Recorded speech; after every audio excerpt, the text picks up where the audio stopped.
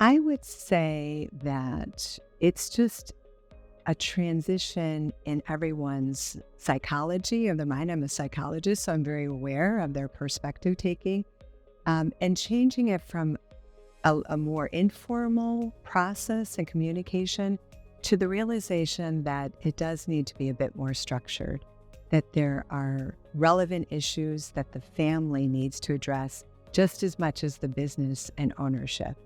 And when we talk about that ambidextrous leadership, we're talking about acknowledging the real valid needs of the family circle, of family members.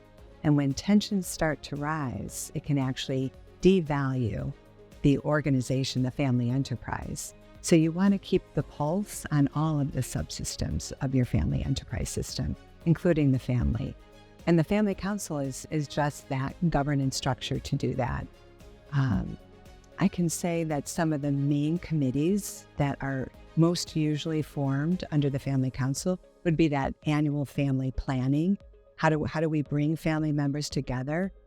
As families grow, geographical dispersion occurs, and so communication can become more cumbersome. Some family councils will form a philanthropy committee and start organizing collective philanthropy in addition to their individual interests. Some will do a family employment policy task force.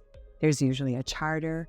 And most importantly, the family comes together to say, what's our values? What are the values that we have as family that we want to transmit to the future generations?